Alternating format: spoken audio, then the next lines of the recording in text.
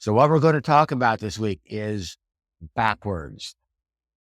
Now, when I was a kid, the best place to ride in the station wagon, because everybody had a station wagon if you had more than one kid, was in the far back seat because it faced backwards so you could see where you've been. You can make faces at the cars behind you. Yes, and other things. But walking backwards, okay, it's something that people usually don't think about. But what research has shown, that with stroke patients, they found out that training them to walk backwards actually enhanced their forward walk because of the way it turns on receptors and that in the body and the way that it stimulates the muscles. Another benefit of learning to walk backwards is so much of our lives are spent in a forward posture. So we start getting that forward bend in your upper back, and walking backwards is a way of helping to work on that because you should be going the opposite direction. So it's a way of helping you to counterbalance all our sitting postures and bending forward postures. So there's a lot to be said about training backwards too, just for the benefits that you're going to see in walking forward.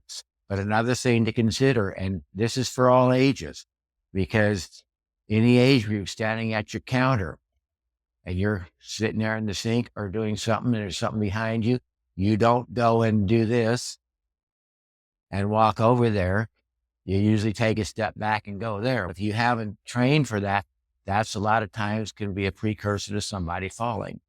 These are benefits, okay, of training backwards. So we're going to go into some exercises and things to do to help enhance that for you.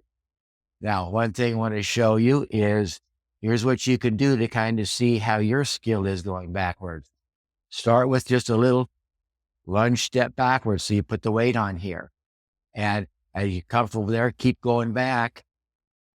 And as you start getting a little bit longer stride, see if you come back farther, that your foot doesn't turn out and your trunk rotates. That means you're bailing out, and that means you've reached your threshold of success. So you should be able to take a longer stride and remain straight. There's going to be a little bit of rotation, but not bailing out like this.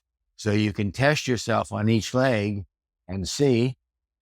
And if you're finding an issue there, that would be something to correct. And how you'd correct it would just be start working where you can go to without turning. But we're going to give you some exercises and all that to train with to show you how you can work on that also.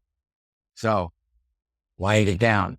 That sounded pretty good. If you have further questions, contact us. Fitness4Life PT.com.